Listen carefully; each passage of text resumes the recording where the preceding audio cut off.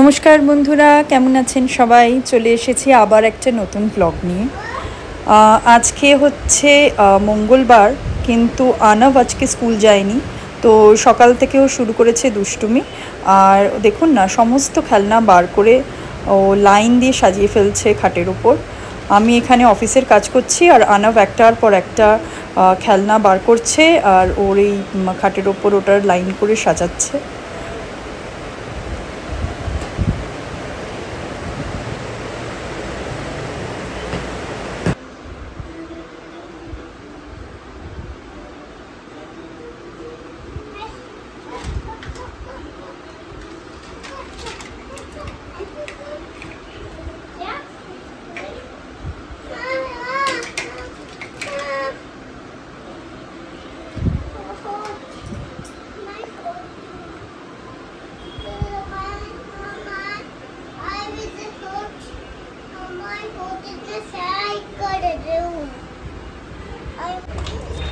এখন 12টা বেজে গেছে বোধহয় দুপুরের। আর আজকে তো আনব স্কুল যায়নি। সকালবেলা অ্যাকচুয়ালি আমার ঘুমই ভাঙলো না, কারণ আমার অ্যালার্মটাই বেজে উঠলো না। এরকম কোনোদিনও হয় না, কে জানে অ্যালার্মটা কেন বাজেনি। তো তাই জন্য ওর আজকে বাসটা মিস হয়ে গেছে। মানে ওর বাস আসার কথা 7:50, আর আমার ঘুম ভেঙেছে 7টা করে। তো বেকার বেকার আনাবের স্কুলটা মিস হয়েছে, কিন্তু বাড়িতে আছে আর সারাদিন দুষ্টুমি করছে।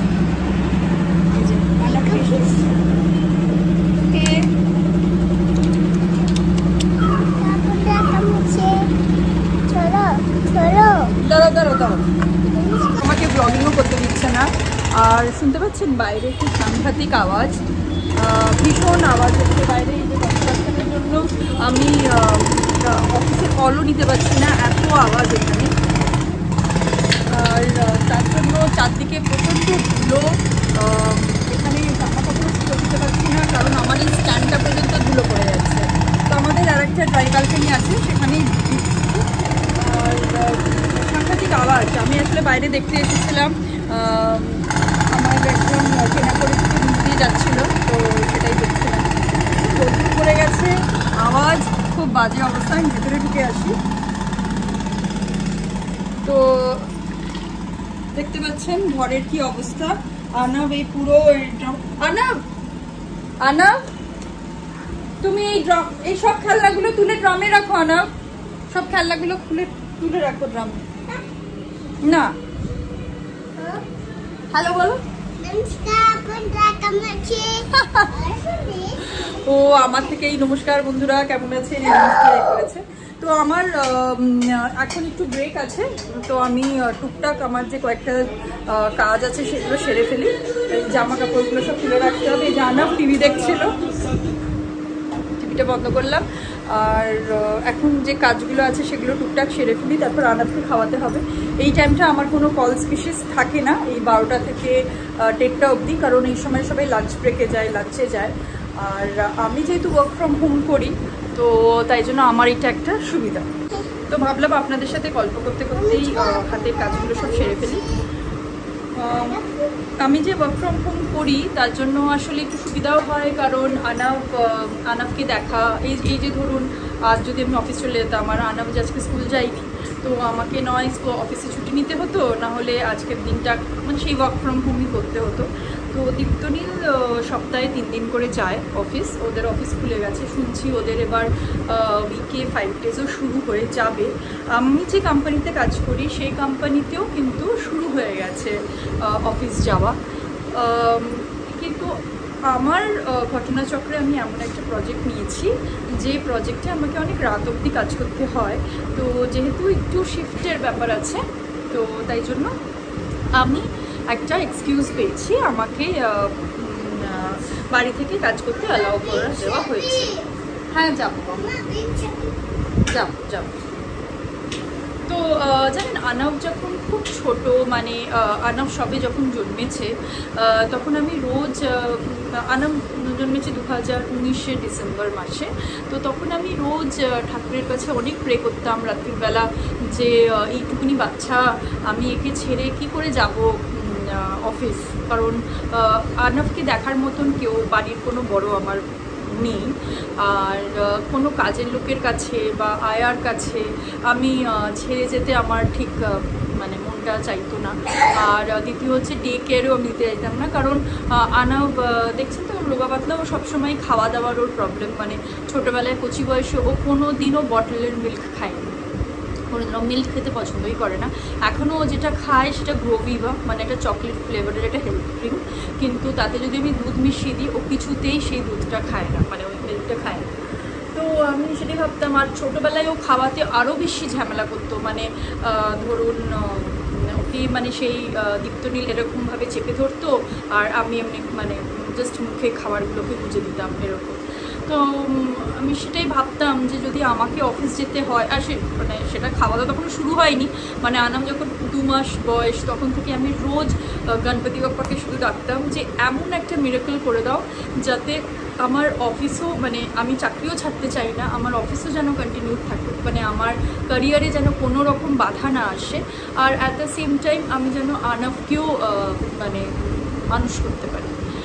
তো তারপরেই শুরু হলো, মানে আমার যখন সেই ম্যাটারনিটি লিভটা শেষ হয়ে আমি অফিস জয়েন করব তখনই শুরু হলো, মানে কোভিড শুরু হয়ে গেল ঠিক ফেব্রুয়ারি মাস থেকে। হ্যাঁ, আর আমি যখন সেই ম্যাটারনিটি, তখন সেই লকডাউন, চারদিকে অফিস টফিস সব বন্ধ, তো আমাকে আর অফিস যেতে হলো না, আমি তখন থেকেই সেই ওয়ার্ক ফ্রম হোম করছি। তো কোভিড খুবই খারাপ, মানে অনেকের জীবনে খুবই খারাপ ইম্প্যাক্ট হয়েছে, আমাদের নিজেদের কোভিড হয়েছে, মানে আমার আনাদের।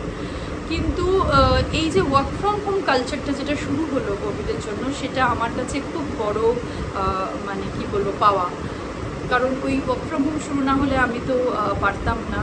আর আমি জানি অনেক মায়েরাই অফিস যায় বাচ্চাকে ডেকে রেখে, আর আমি জানি সেটা কতটা কষ্টকর, কিন্তু আমার ভগবান আমাকে এই ব্যাপারে অনেক সাথ দিয়েছে। তো এখন তো আনাব বড় হয়ে গেছে, মানে এরপর যদি আমার যেতেও হয় আমার কোনো অসুবিধা হবে না, কারণ আনাব এখন ডে কেয়ারে থাকা না, আর বাড়িতেও বা আমি কারোর কাছে রেখে আনা করবো না, রেখেও আমি যেতে পারবো ধরুন একজনের কাছে, কারণ এখনও বড় হয়ে গেছে, এখনও বলতে পারে। এখন যদি ওকে কেউ কিছু করেও, মানে ধরুন মারলো ধরলো, ও নিজেই হয়তো তার প্রতিবাদ করে নেবে। কিন্তু ছোট বাচ্চারা তো সে যখন তো ছোটো ছিল কথা বলতে পারতো না বা একা খেতে পারতো না, এখন যেমনি ওকে কয়েকটা খাবার আছে, খাবার দিয়ে দিলেও ও সেই খাবারগুলো একা একা বসে বসে খেয়েও নিতে পারে।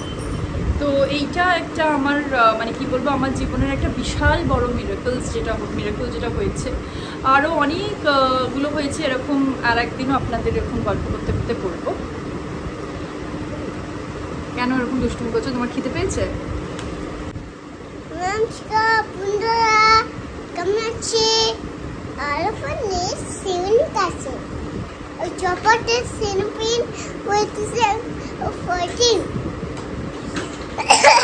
নমস্কার বন্ধুরা কেমন আছে? আর ফোনে হ্যাপি হুড়ি, তো হ্যাপি হুড়ি ফেস করতেছে ফেস, আর মামা হ্যাপি হবে তো ওটিশা কেলপো ফেস। তো আজকের লাঞ্চের মেনুতে কি কি আছে দেখে নিই। আজকে আছে ভাত, আলু পোস্ত, আছে মুসুরির ডাল, আছে মাছ ভাজা, আর আছে মেটে চচ্চড়ি।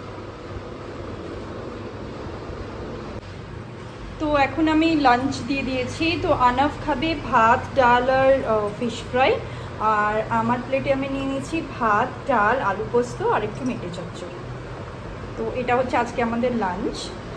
তো আমি এখানে আনাফকে লাঞ্চ খাওয়াতে নিয়ে এসেছি। তো এখন বাজে 1:45, আর এই সময় যেহেতু আমার অফিসের ওখানেও লাঞ্চ ব্রেক থাকে, তো কোনো সেরকম কাজ বা মিটিংস থাকে না, তো এই ফাঁকে আমি আনাফকে খাবার খাইয়ে নেবো, আর খাবার খাইয়ে ওকে ঘুমও পাড়াতে হবে, কারণ ও ঘুমোলেই আমি আবার শান্তিতে আমার অফিসের কাজে ফেরত যেতে পারবো। তো আজকে যেহেতু অফিসের দিন, আপনাদের সাথে আর গল্প করা হবে না, তাই আজকের ব্লগটা আমি এখানেই শেষ করছি।